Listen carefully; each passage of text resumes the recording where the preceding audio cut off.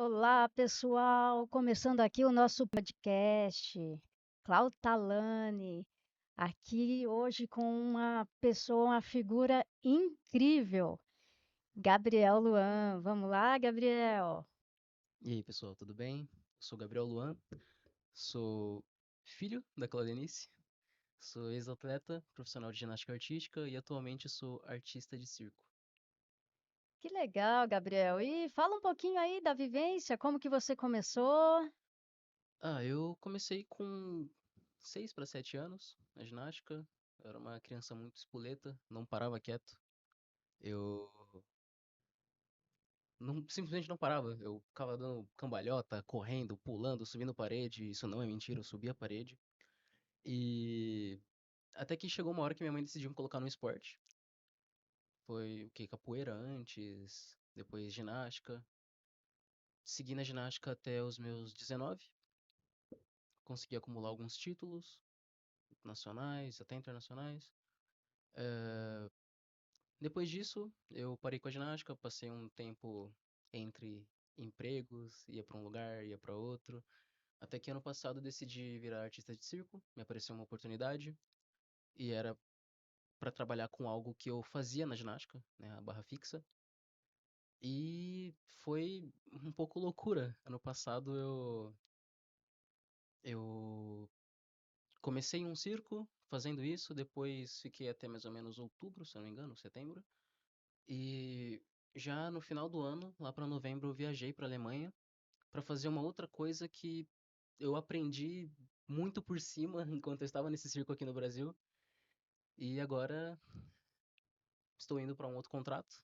Não vou falar para onde, porque ainda não se concretizou, mas também é para fazer uma outra coisa que eu também aprendi na Alemanha. Mas conta pra gente um pouquinho, quando você começou, o que te motivou? Lógico que você era uma criança bastante ativa, mas teve algo que te motivou, que de repente você viu na TV, estava algo que te influenciou a iniciar exatamente na ginástica? Eu lembro de estar assistindo, não sei se era uma Copa do Mundo, uma Olimpíada. Era alguma competição grande de ginástica e eu não lembro se foi a Daiane dos Santos ou se foi o Diego Hipólito que eu tava vendo na TV. E eu senti inspiração, sabe? Queria ser que nem aquela pessoa. Queria fazer o que aquela pessoa tava fazendo. Pra mim aquilo era algo que um super-herói fazia, sabe? Tantos mortais e cair de pé, sabe? Parece algo perigoso, mas é muito maneiro, né? Muito descolado. E olhando aquilo, eu tinha certeza que eu queria ser assim, queria fazer essas coisas. Gabriel, gente, onde é que eu tô? Onde é que eu tô? Eu tô aqui, de frente para um grande atleta. Eu tenho uma curiosidade como professora. Como é que foram seus professores? O que você viu de bom, o que você viu de ruim, o que você não seguiria jamais e o que você aproveitou do ensinamento que você teve com esses professores? Eu tive muitos professores. Na ginástica a gente chama de técnico, né? Sim. Muitos. Ah, Alguns eram mais calmos, outros muito bravos, mas sempre teve um aprendizado com todos, né? Ah, É relevante eu citar nomes? Como você preferir. Tá.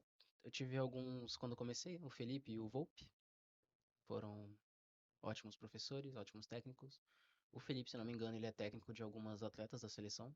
Ele é um técnico muito competente. O Volpe também. Quase toda a minha base foi feita com eles. Isso enquanto eu estava em Santo André. Volpe, Marcelo Volpiano. Marcelo Volpiano, isso mesmo. Pra mim é costume, né? Chamar de Volpe. É, Em São Caetano, eu treinei com o André Altemeyer, que se eu não me engano, não sei se ele tá fora do Brasil atualmente. Depois com um outro Marcelo, que eu sei que tá fora do Brasil. E aí foi com o Rodrigo, né? O da Mancha. Tinha o Marcos também, o Marcos Goto. Ele é de São Caetano. Já foi coordenador da seleção brasileira de ginástica. Ele é um cara, não sei como tá agora, mas sempre foi um cara muito bravo. Inclusive, Marcos, cuidado com o coração. Mas ele foi um cara também que me ensinou muito. É, sempre que ele me pegava pra treinar, ele descascava, descascava. Vamos falar a verdade, né? A gente tinha muito medo de você, Marcos, muito medo. Mas você sempre ensinou, sabe? Quem passou pela sua mão sempre melhorou, sempre, ou pelo menos quem queria melhorar sempre estava melhorando. Ah, outro técnico que foi imprescindível pra mim também foi o Hugo, que também está fora do país. Mas o Hugo foi um dos caras que, quando eu tava com o Rodrigo, acho que minha base melhorou muito. Eu, preparação física, todas essas coisas me influenciaram muito a melhorar como atleta. Mas com o Hugo, eu comecei a aprender elementos de dificuldade. Acho que foi a época que eu mais me destaquei na ginástica. Foi quando eu tava com o Hugo, sabe? Que percebi que eu não era só mais um fazendo esporte. Eu poderia ser uma pessoa que podia chegar em algum ponto. E você em nenhum momento pensou em outra atividade que não fosse ginástica? Já, já. Dos meus 9 até os, acho que 13 anos, eu também fazia karatê. Eu fazia ginástica de manhã, estudava de tarde e de noite fazia karatê de 2 a 3 vezes na semana. Eu gostava muito de karatê. Sempre gostei de artes marciais. Eh, Qual o nome mas do sensei? Sensei William, grande Sensei William, reconhecido mundialmente, tá? Um ótimo sensei. Eh, mas chegou um ponto onde eu precisei escolher entre a ginástica e o karatê. Foi muito difícil. Foi muito difícil porque eu gostava de ambos, mas eu precisei escolher a ginástica. Eventualmente eu voltei pro karatê, atualmente eu não estou mais praticando, mas sempre me pego treinando alguma coisinha aqui e acolá, sempre olho pro kimono no armário, dá vontade de voltar a treinar. O sensei também sempre me chama pra treinar, mas eu precisei escolher assim, entre o karatê e a ginástica. Eu poderia ter sido atleta profissional de ambos, mas não dá pra ser profissional em duas coisas ao mesmo tempo. O seu tempo precisa ser 100% dedicado pra uma coisa que você quer ser profissional.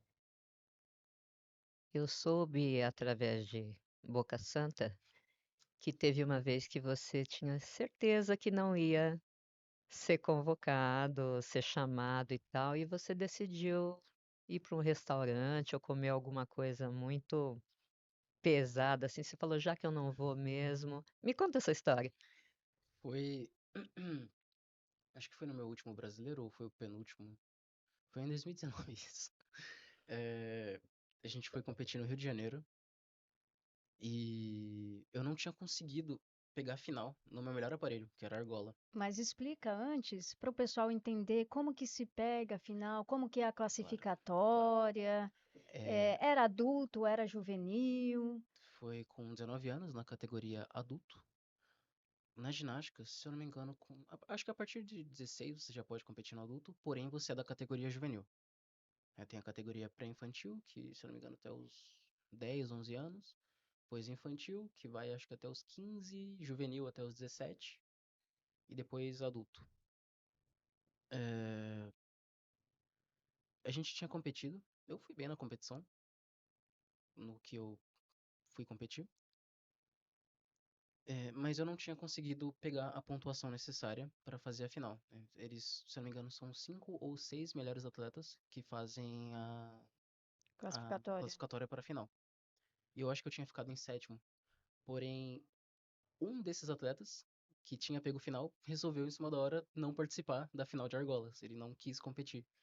E aí o Hugo, meu técnico na época, eu tava no hotel, nossa, eu aproveitei pra tomar um café da manhã monstruoso, enchi a barriga de tudo que eu podia. Diga-se de passagem que era aquele hotel com um café da manhã Nossa, maravilhoso, sim, né? sim, café incrível. E eu aproveitei pra comer o que eu não tinha comido naquela viagem, eu comi naquele dia. E aí o Hugo me liga e fala: "Então, Luan, você vai competir argolas". Eu: "O quê?" "Ah, meu nome é Gabriel Luan, só que na ginástica me chamavam de Luan". Até me chamam, né? Meus amigos me chamam de Luan na ginástica. Ou Luance, um apelido mais carinhoso. E o Hugo me liga e fala: Luan, você vai competir argolas hoje. Eu, como é que é? Eu tô pedindo um Uber pra você, pode vir. Aí eu fui, peguei minhas coisas, fui no Uber, já tava cheio ainda, tive que me aquecer, competir e conseguir finalizar a competição. Não lembro a colocação que eu fiquei, porém, competi bem. Mesmo estando totalmente farto. E lá naquelas argolas você não sentiu nada? Hum, Um Hum, Cristo Um Cristo invertido, que invertido. você Não, tem não, que apertar. eu não fazia Cristo invertido nessa série. Eu, obviamente, senti mais pesado, né? Tava cheio. Porém, sempre tive muita facilidade com argolas. Sim. Foi meu melhor aparelho. Para Acho o que pessoal que não conhece o que é argolas, fala um pouquinho pra gente, assim, resumidamente. tá. Argolas é uma estrutura de, não sei, um metal, uma estrutura bem alta, onde tem dois cabos e duas argolas de madeira, ou fibra de vidro com uma crosta de madeira, e você faz acrobacias, faz elementos de força. É um aparelho muito dedicado para quem tem realmente força, né? Por exemplo, o solo você tem mais explosão, um cavalo, depende de força também, mas argola é um aparelho que eu acho que é quase que 100% dependente da sua força. Eu sempre tive muita facilidade em fazer força física. E, bom, exemplifiquei como que é argola. Sim. Tem muita criança assistindo você, eu tenho certeza disso. Ih, rapaz. Aquela criança de 6, 7 anos que se apaixonou por uma bola de futebol, por uma bola de basquete, ou uma menina que gosta de boneca, e de repente vê você aqui. Eu quero ter o músculo dele, eu quero passar por onde ele passou, eu quero começar como ele começou. A gente sabe que para seguir a meta e a reta de alguém é difícil. Mas o que você falaria para aquela criança que está deslumbrada para ser um atleta? Como é que ela começa? Por onde ela tem que seguir? Qual é a maneira mais fácil ou a maneira mais difícil dela chegar onde você chegou? Não vai ter maneira fácil. Vai ser um caminho difícil se você quer ser uma pessoa que depende do esporte para sobreviver. Você quer fazer do esporte a sua profissão, você quer se tornar alguém dentro do esporte, vai ser frustrante, você vai perder. Sabe, eu não sou um atleta, não fui um atleta tão insano assim. Pro padrão da ginástica, eu acho que eu posso dizer que eu fui ok no meu auge. Mas você tem que valorizar cada aprendizado, cada derrota, sabe? É tudo pra te fazer melhor. Não desiste, não rouba na preparação física, O o principal, né? principal. É... Mas principalmente aproveita, sabe? Vão ser dias difíceis, vão ser dias bons. Você vai ter medo de fazer alguma coisa, vai ter receio, vai ter preguiça, mas aproveita, sabe? Leva um dia de cada vez, treina, se dedica, curte as amizades que você vai fazer nesse meio. Se você tiver a oportunidade de competir, dá o seu melhor, sabe? Às vezes a gente acha que uma competição, por mais simples que seja, é algo bobo, mas não, sabe? Cada competição que você participa, cada medalha, cada queda, cada acrobacia ou qualquer coisa que você vai executar dentro de uma competição, dentro de um torneio, é importante. É importante para agregar para você no futuro, sabe? Às vezes você pode não levar a sério tal aparelho ou tal modalidade, mas porque você pretende ser um especialista, mas você ainda não é um especialista, você precisa ter um todo.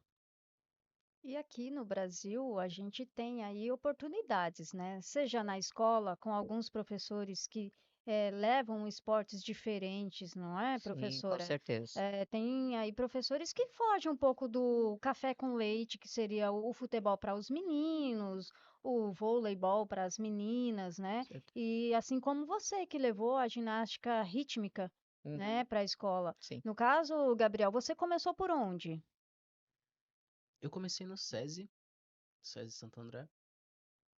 ah, não me lembro quanto tempo fiquei lá. Foi rápido, né? Foi bem rápido, foram meses, né? Depois eu fui pra Vila Alpina, em Santo André. E atualmente eu estou treinando lá também. Eu conversei com o Marcelo Volpe, ah, assinei uns termos para eu poder treinar e compartilhar um pouco do meu conhecimento. Tô usando mais para poder fazer preparação física, fazer coisas assim que envolvam algumas acrobacias. Porém, isso não vem ao caso, né? Eu comecei no SESI, fui para Vila Alpina, fiquei o quê? Um ano e pouco na Vila Alpina e depois eu fui para São Caetano. E em São Caetano eu fiquei de 2009 até 2019, quando eu terminei. Uhum. Na época tinha a opção de ir para um outro clube também, né? Tinha opção pra ir pra São Bernardo. São Bernardo do Campo, que também era muito forte na ginástica. Porém, agora eu acho que a escolha certa foi ter ido mesmo pra São Caetano, né? Porque não sei como tá o nível de ginástica de São Bernardo atualmente. Porém, São Caetano foi o que prevaleceu. Sempre teve uma equipe forte, sempre teve uma equipe que nunca teve essa oscilação. Acho que São Bernardo já teve, né, uma oscilação maior. Já tiveram mais no topo, hoje em dia não sei dizer como é que tá a estrutura. Gabriel, a gente sabe que, né, pelas bocas falsas da vida, que dentro de locais fechados acontece muita coisa, né? Então, nos bastidores da ginástica não é diferente, assim como em outros locais. Eu queria que você, que está mais próximo disso, me dissesse com relação a anabolizantes, como é dentro de um local tão fechado, como é que você conseguiu fugir disso, tá? E se você viu alguma coisa que quem está te assistindo pode escapar também, como é que essa pessoa faz para não querer se tornar um grande campeão através de medidas não tão cabíveis assim, vamos dizer? Eu acho que dentro da seleção, da seleção brasileira, o pessoal tem sempre, né, esses exames pra saber se tá usando alguma coisa que possa beneficiar ele de forma injusta. Comigo, eu nunca vi nada, nunca me ofereceram nada, infelizmente, desculpa. Sempre tive o uso de suplemento, né? Tanto que a nutricionista do ginásio indicava muitos suplementos que não iam qualificar como uso de anabolizante, né? Coisa normal, creatina, whey, coisas assim. Mas eu acho que a dica óbvia é, se oferecerem alguma coisa pra você injetar, alguma coisa que você não conhece, não aceita, né? Pô, pessoal. Não faz muito Não faz sentido, muito né, sentido, pode te também, né? prejudicar. Você não sabe se o cara tá te oferecendo veneno. Mas dentro de São Caetano nunca teve nada assim. Até onde eu sei, não tinha um caso de pessoas que usavam coisas ilegais, nenhum tipo de anabolizante. A gente, sei lá, alguém usava creatina, usava whey, coisas totalmente legalizadas. E a gente compartilhava às vezes, né? Tinha o squeeze com whey ou com alguma outra coisa que era quase um suquinho, né? E a gente tomava, dava um gole pro amigo, nada demais. É Sim. importante frisar, né, para quem não conhece, que a creatina ela auxilia bastante na questão de formação de músculo. O whey protein é uma proteína. A creatina também atua na parte mental, né, na parte do cérebro. E é fundamental também para quem gosta de praticar um esporte aí de alta resistência, né, vamos falar assim, né, um esporte mais pesado, né. Aí, aproveitando a deixa, recentemente teve nos Estados Unidos lá alguns técnicos, né, que foram afastados por conta de conduta mesmo, né? A gente vê aí a Biles, Simone Biles, ela deixou de participar de uma grande competição porque ela estava com a saúde mental afetada, né? O que você pensa diz sobre isso? Sobre a questão da saúde mental? Olha, eu não acho que tenha um ginasta que esteja com a saúde mental 100% em dia. Não tem um atleta profissional que esteja com a saúde mental 100% em dia. É muita autocobrança, coisas que para pessoas de fora podem parecer estranhas para um ginasta, para um atleta profissional, para um artista, são perfeitamente normais, sabe? Algum Por tipo de. exemplo, Ah, é... quando eu era criança, tomava muito xingo, né? Muito grito por estar errando, por estar fazendo o corpo mole. Eu entendo a necessidade disso, eu entendo que isso pode causar algumas sequelas também, mas é, acontecia muito disso, né? Você ter a sua atenção chamada, gritarem com você, te xingarem, você ficava, nossa, eu particularmente ficava muito fulo, ficava muito bravo, eu reclamava com a minha mãe todo dia depois do treino. Eu comecei a bater um pouco de frente quando eu fiquei um pouco mais velho, fiquei Os hormônios também estavam um pouco mais à flor da pele, eu batia de frente. Não recomendo que façam isso, tá? Se um técnico te chamar a atenção, só fica quieto, abaixa a cabeça e ouve.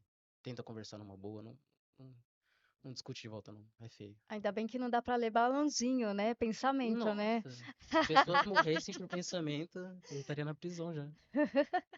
Agora me diga uma coisa, Gabriel, né? Eu acho que a pauta é realmente essa. Você era um grande atleta, é um grande atleta, você desenvolveu, chegou num ponto altíssimo e tinha expectativas. Tinha. O que foi que aconteceu para você dar um giro 360 e falar, não, basta, e partir por circo? Olha, foi bem estranho, na verdade. Nunca tive intenção de trabalhar no circo. Eu fiz ginástica até os 19, porém com 17 eu me lesionei feio no ombro. Fiquei basicamente o ano de 2017 só fazendo coisa básica. E mesmo assim eu fui muito bem no brasileiro, estadual, nas competições de 2017. 2018 eu não competi. 2019 foi meu último ano. Eu competi, deu o último nacional e eu ia pra uma competição fora do país, só que eu não tava com a cabeça em ordem. Eu acho que foi até melhor eu não ter ido. Eu poderia ter me machucado, algo pior poderia ter acontecido. Acontece que em 2017 eu entrei em depressão. Eu não tava conseguindo treinar direito. Eu tinha um- muita expectativa em cima de mim mesmo. Eu me cobrava muito. Eu ainda me cobro, mas eu acho que hoje em dia é menos. Porém, essa mistura de cobrança com sensação de que você é incapaz de fazer as coisas que você antes fazia com facilidade, sabe? Antes eu conseguia fazer coisas que quando eu me lesionei eu não conseguia nem levantar o braço direito. É, Foi uma lesão para cirurgia? foi caso de cirurgia, só que eu decidi não fazer. Decidi levar só fisioterapia. Outros amigos tiveram o mesmo tipo de lesão e operaram. Um deles é da seleção. Abraço pra você, Hiro. Ah, Rirão. Grande Hiro. É, e quando eu decidi sair da ginástica porque eu já tava de saco cheio. Eu não amava mais aquele esporte, sabe? Tanto que quando eu saí em 2019, eu não gostava mais de ver competição, não gostava de lembrar da ginástica. Eu apaguei quase todos os vídeos que eu tinha. Eu saí um pouco de mal da ginástica. Mas isso foi por pressão ou foi por acúmulo de coisas que você não gostou, que você viu e que você não aceitou? Acho que foi uma combinação de tudo, sabe? Pressão tanto do ginásio, autocobrança, coisas que eu já vinha acumulando. Era uma época que eu era muito estressado, qualquer coisa me tirava do eixo. Não que eu não seja uma pessoa estressada, mas eu acho que eu sou um pouco mais racional hoje em dia. Eu evito explodir, eu respiro fundo, sabe? Eu tento descontar a frustração em outras coisas mais benéficas pra mim, na maioria das vezes. Porém, eu saí da ginástica em 2019, revoltado. Não queria ver. Se eu olhasse alguém na rua dando mortal, eu ficava bravo. Entrou pandemia, eu tive outros empregos. E em 2025 eu saí de um emprego CLT, que eu tava há mais ou menos um ano, e não sabia o que fazer. Até que uma amiga mandou mensagem perguntando se eu tava trabalhando, se eu tinha interesse de trabalhar no circo, fazendo barra fixa, que é um aparelho da ginástica. São, Essa amiga era da ginástica? De onde era essa amiga? O nome sim, dela? a Helena Bertucci, que se eu não me engano também está no circo atualmente. Ela já foi fazer parte do Soleil, não sei se foi ano passado, ano retrasado. E ela me falou de um circo, o Cirque Amar, que tava no Rio de Janeiro na época. Tava querendo introduzir um número de barra e me chamaram pra trabalhar. Eu falei, eu tô parado há quase 6 anos, né? Não tenho condições de fazer nada. Ela falou, não, você é bom. Faz giro, troco, faz coisinhas assim básicas. É fácil. É fácil Só que não. quem treina. Eu decidi, fui, dei a cara a tapa, fui. Foi muito bom, conheci pessoas maravilhosas. Conheci pessoas que agregaram muito pra mim. Fiz bons amigos. E como foi esse retorno, né? Porque imagina, são 6 anos parado.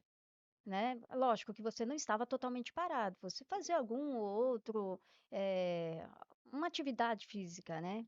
Bem pouco, mas como que foi para você voltar para a mente e para o corpo assimilar isso, né? Porque é uma outra etapa da vida, né? É complicado, porque eu só fazia preparação física, fazia flexão, corria, agachamento, coisa leve, não fazia acrobacia. E voltar a fazer isso, pra mim foi muito bom. Eu fiquei muito animado, mas foi difícil.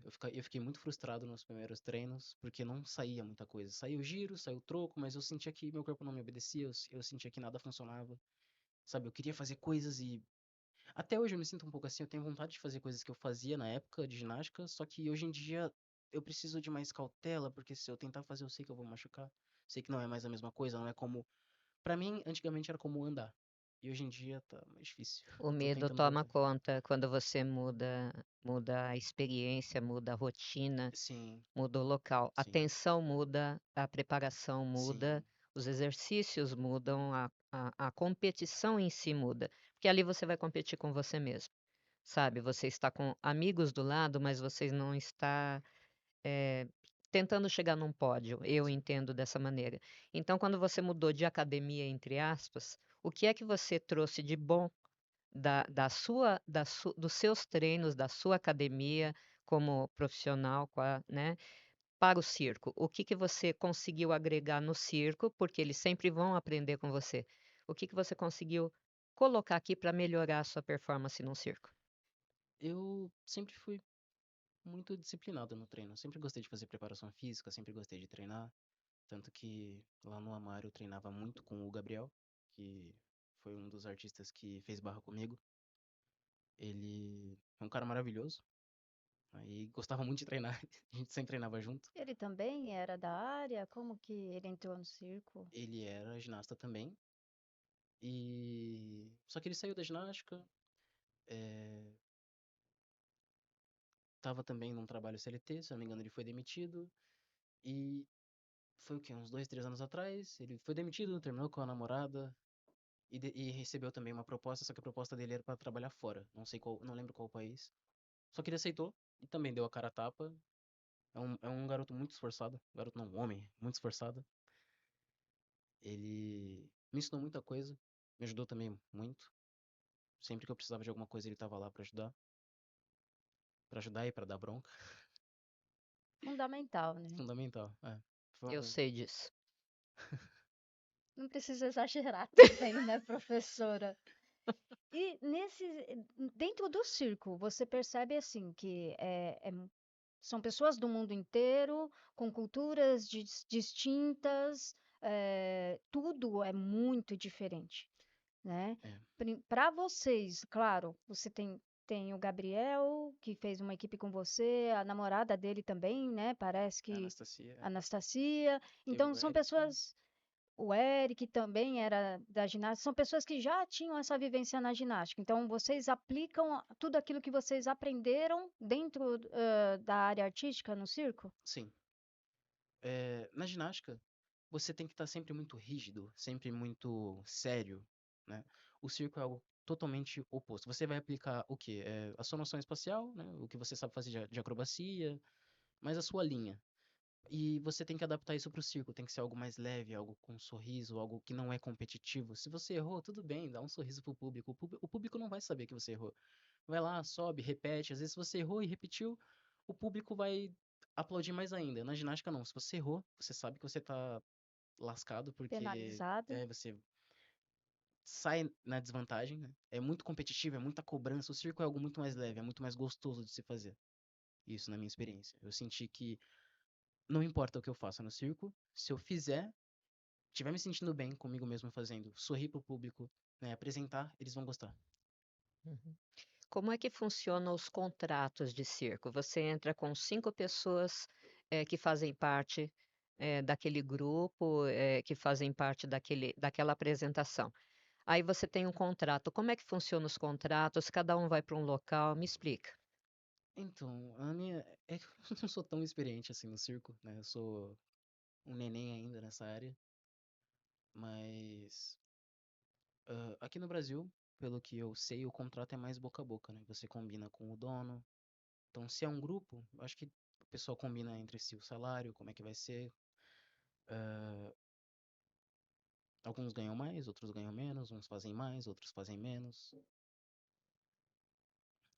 Quando eu fui pra fora, a gente assinou um contrato com a dona da equipe, que tinha combinado lá com o dono do circo lá de fora. Quanto tempo? Esse contrato que eu fiz na Alemanha foi o quê? Um mês trabalhado. Foi um circo de Natal, né? Mas tava lá, né? Você ganhava tanto, tinha que fazer tanto, tava tudo no contrato. Se você fizesse alguma coisa por fora, eles te pagavam a mais por fora. Mas geralmente esses contratos internacionais eles são bem mais rígidos, né? Tá tudo escrito e você vai fazer o que tá escrito. O Gabriel falava muito disso, né? Que ele.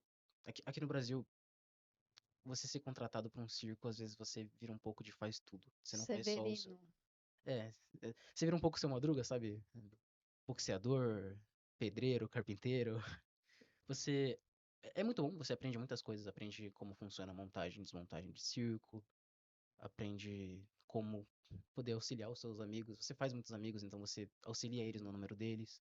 Eles também te auxiliam, sabe? No circo é sempre essa troca, né? Você faz tudo, você ajuda, é ajudado. Um trabalho em equipe. É um trabalho em equipe. Porém, você não ganha mais pra fazer isso, sabe? Você não ganha mais pra, às vezes, desmontar uma lona. Às vezes tá um pouco implícito, sabe? Que você, se o dono quiser que você faça alguma coisa, é implícito que você faça isso.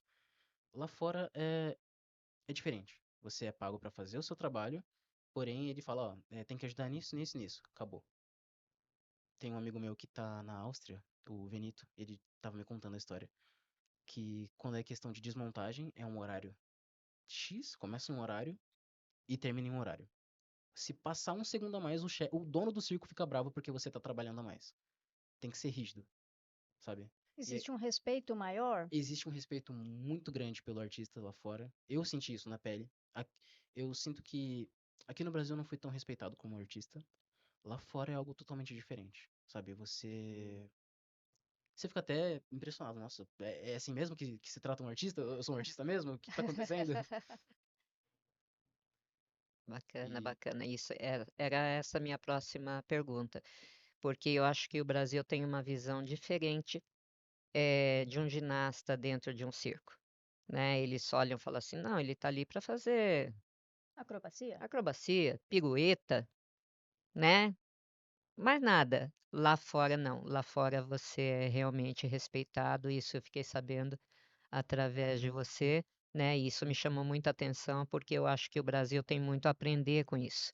Primeiro, antes de criticar, eu acho que o brasileiro deveria estudar, ver a situação daquela pessoa, daquele artista, daquele acrobata dentro daquele espaço, ver por que ele chegou ali, qual foi a decisão, o que fez ele tomar essa decisão e aplaudir. Porque, independente de qualquer coisa, é uma coisa que você desconhece totalmente, então não faz parte do brasileiro criticar antes de saber o que aconteceu, e sim aplaudir porque ele chegou onde ele queria. Então, assim, te dou os parabéns por isso, porque eu acho que o ginasta, ele já é cobrado desde que ele entra no, no, No tablado. no tablado. Imagina quando ele entra num picadeiro. Então, assim, são duas academias diferentes, mas você precisa saber qual é a diferença entre uma e outra. O que que te levou a sair dessa e entrar nessa aqui? E esse é o podcast de hoje. Por que que um ginasta de grande porte chegou a ser aplaudido numa Alemanha, num picadeiro? Então, isso aí é uma coisa racional, porém irracional para quem desconhece determinada coisa. Então, diante disso, parabéns, seria a minha próxima pergunta. muito obrigado. E como que é assim para você se comunicar com o pessoal, né? Porque você não fala alemão, russo. Olha, na Alemanha eu conheci um cara fantástico, o Steven. Ele era o cômico, tá? Não o palhaço. Tem uma diferença entre cômico e palhaço. Mas digamos que ele fazia o trabalho, né, das pessoas darem risada no circo, é o trabalho mais difícil.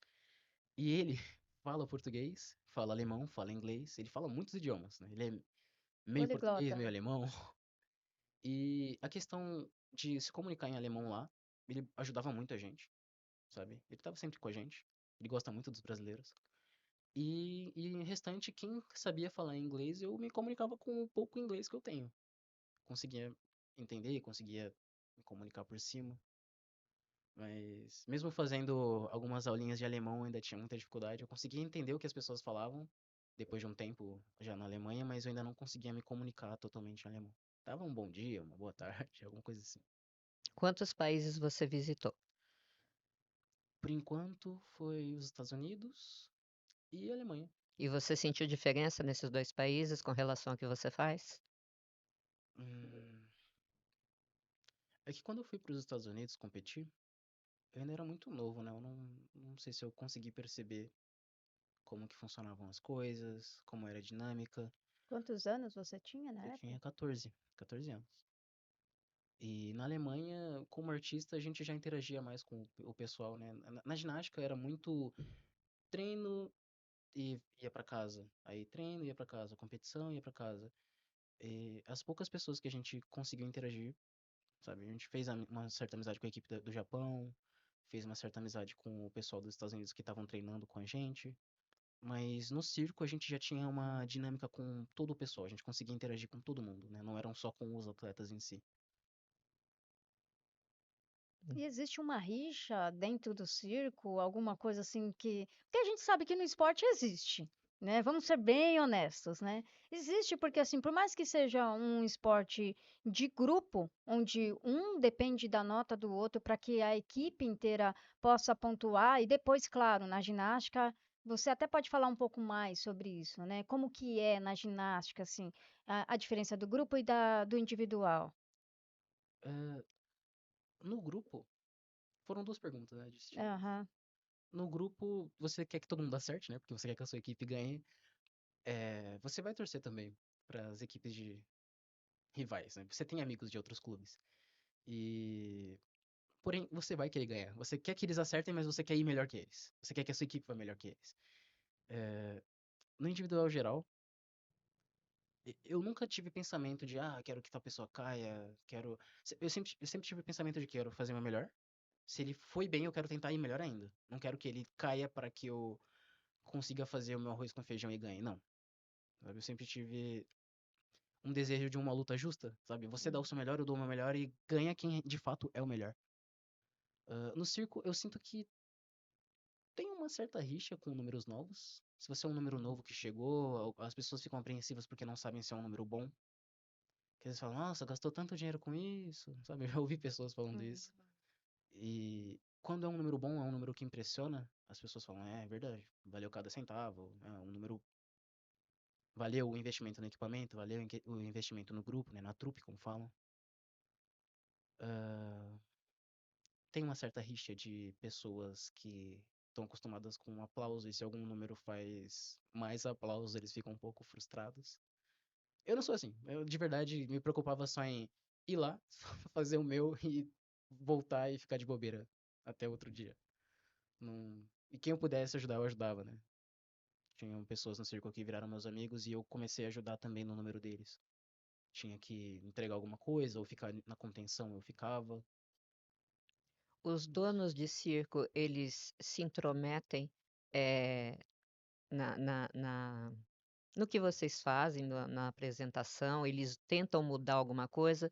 Quem fica responsável por isso? Então, muitos circos têm diretor artístico. O Amaro é um pouco mais diferenciado, né? Basicamente, fomos nós que fizemos o número. Acho que foi mais pensado pelo Gabriel e pela Anastasia, o número que a gente estava fazendo. Só que ele chegou a ter várias alterações. Tanto que eu comecei a melhorar também e comecei a fazer mais coisas. E a gente começou a diferenciar um pouco o número do que era da versão base. Porém, ele era um pouco mais extenso e a dona do circo falou que ele era muito grande, que podia cortar mais ou menos na metade. Nossa. E aí a gente obedecia. Os donos de circo, sim, eles às vezes interferem, né? Eles querem que algo seja do jeito que a identidade do circo deles foi construída para ser. Às vezes eles querem que o figurino seja diferenciado, né? Porque o circo tem que seguir uma certa identidade. E às vezes até eles se intrometem na sua vida pessoal. O que você faz na sua folga, ou assim. Hum. Tá, com relação à alimentação, tá? você tinha uma alimentação rígida, né? Quando era na parte profissional, vamos dizer assim. Eu quero saber, no circo, você consegue trazer o aprendizado que você teve de alimentos, do que você pode e não pode comer? Você consegue vir para cá ou o circo é uma festa? Você vai para uma pizza ou você vai para um churrasco? Ou você vai. Como é que funciona? Eu acho que no circo não tem muito disso. Você faz dieta se você quiser, sabe? Se você quiser comer hambúrguer todo dia, se você estiver entregando o seu trabalho, tiver uma aparência física boa, não tem problema. Então eu posso entender que vale mais lá a aparência do que propriamente a saúde. É, eu acho que é. O show só não pode parar. E não seria, por exemplo, perigoso, já que vocês trabalham em grupo, que um aluno não, né? Um Que um artista. artista se alimentasse de uma maneira errada e o outro de uma maneira correta, ele não pode colocar em risco todo o trabalho ou toda A a performance apresentação. daquele atleta? Sim, se você faz uma apresentação em grupo, você tem que estar ciente que você é um adulto, né? E você não está apresentando sozinho, né? Tem outras pessoas que dependem Sim. da sua apresentação. Totalmente, né? Se você. se- Você pode fazer o que você quiser como adulto. Só que você tem a sua responsabilidade. Arque com a sua responsabilidade, né? Você tem que honrar aquilo que você se propôs a fazer. Eu, no mar, comia bem. Porém, se eu quisesse comer só miojo todo dia e beber Coca-Cola todo dia, eu ainda deveria manter A a performance. minha performance. Mas aí entra também a questão da consciência, né? É, Principalmente para alguém que a vida inteira soube que a alimentação é importante, ela é sim. primordial. Não tem muito o que falar, sabe? É sua responsabilidade como adulto, né? Como adulto, você não Como pode. artista, né? Como adulto, como artista, como um profissional, você não pode só comer besteira, comer como uma criança, sabe? Comer de forma desenfreada, encher a cara todo dia. Obviamente, eu bebo, eu como besteira, só que eu tenho meus limites. Eu sei que eu preciso me alimentar de forma saudável, eu sei que eu preciso treinar, eu sei que eu preciso entregar a minha performance, independente do que aconteça. Como curiosidade, já seguindo nessa linha, o sono é um alimento importantíssimo para a gente. Eu, como professora, sempre digo isso: você precisa dormir, dormir bem, porque senão você não vai fazer nada bem no dia seguinte. Como é o seu quarto? Como é? Onde você dorme? É arrumadinho? Prepararam tudo para você? Me diz como é que é o sono de um atleta de circo? Onde ele dorme? Como ele dorme? Então, no Amar a gente morava, o que eles chamam de moradia, é uma carreta, um baú de carreta, onde eles fazem vários trailers, vários quartinhos. Eu tive a sorte de ir para um quarto só meu, porque geralmente você vai e divide o quarto com uma ou duas pessoas.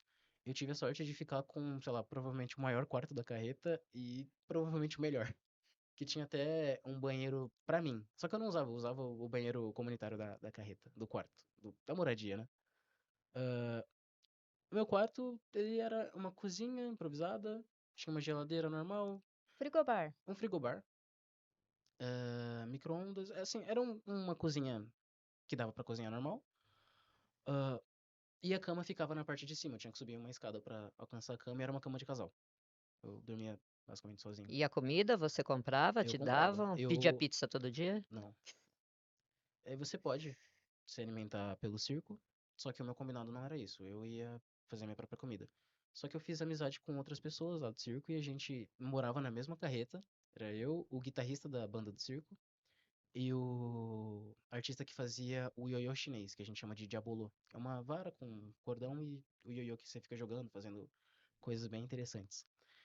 A gente ia no mercado toda semana e rachava a despesa e a gente cozinhava junto. Então, Mas fora basicamente, do trailer, tem uma cozinha para isso? não, era dentro, né? Cada quarto meio que tem a sua cozinha. Aham. Só que a gente usava a cozinha do quarto deles. A minha a gente não usava muito. Eu só tomava o meu café da manhã sozinho, mas almoço e janta a gente preparava junto e comia junto. Que legal, dentro do trailer mesmo. É, porque o meu, na parte de baixo da cama tinha uma mesinha. Uma mesinha com dois assentos, assim, cabia umas quatro ou cinco pessoas. E lá fora, como que é? Trailer na Ah, não. neve, Lá aquele fora, frio? lá fora a coisa foi diferente. Eu achei que ia ficar em trailer. Não carreta, trailer mesmo.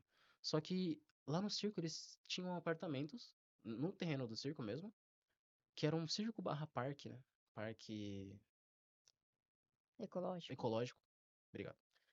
E a gente ficou num apartamento super equipado, um quarto, chuveiro, tudo assim, do bom e do melhor. Não tô brincando.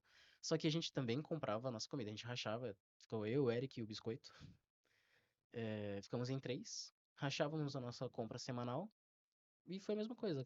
Um fazia o almoço, outro fazia a janta, outro lavava a louça, a gente comia arroz, a gente tentava ser o mais brasileiro possível na terra estrangeira. Comia arroz, feijão, uma mistura, uma salada. Sim, e você tem estrangeiros trabalhando com você, né, no grupo. Diferenciava nesse ponto, ou cada um comprava a sua comida, todo mundo entrava num acordo? Como é que é? Então, eh, o Gabriel e a Anastasia, eles não estavam hospedados no circo, eles estavam hospedados em outro lugar. E aí eu não sei muito bem como é que era a alimentação deles. Porém, sei lá, se a gente fizesse comida e eles quisessem comer, não teria problema algum, eles poderiam comer. Maravilha. Mas tinha assim, vai, hoje é yakisoba, né, tradicional, né, ou uma comida que seja realmente tradicional e vocês iam, opa, nunca comi isso, que legal. Guacamole, sei lá, alguma coisa Não, diferente. não tinha muito disso. Assim, onde a gente geralmente interagia mais era nos churrascos que o pessoal fazia do circo, né? A gente juntava. Geralmente era sempre na frente do trailer do tecladista, grande Adley, se você estiver assistindo, um abraço, você é incrível. E a gente se juntava lá, comprava carvão, carne, era mais um churrasco mesmo, né? Não tinha muita coisa diferente, eu não sei se pra Anastasia, que é russa, mudava alguma coisa, mas é aquele bom e velho churrasco brasileiro. Ela é quase uma russa brasileira já, né? Ela é quase brasileira. Ela gosta de falar um palavrão em português. Me diz uma coisa, quanto tempo você está no circo? Ixi, vai fazer o quê? Meio ano? Meio ano. Nesses 6 meses, te deu frio na barriga alguma vez? Medo de que aquilo desse errado por algum motivo? Já, já. Me conta. Às vezes eu ficava pensativo antes de dormir se eu ia dar conta do recado, se eu ia conseguir trabalhar direito, sabe? Se eu ia fazer bonito, se eu não ia só estar atrapalhando. É, porque tinha treino que eu não conseguia treinar direito, e eu ficava muito apreensivo. Na minha primeira apresentação, eu fiquei todo durinho, como se eu estivesse na ginástica. Tanto que o pessoal falou, você foi bem, só relaxa, o palco, você não precisa. Sorria mais. Você não tá competindo, você tá apresentando, seja mais feliz. E teve um dia que aconteceu um acidente no circo, a gente se acidentou.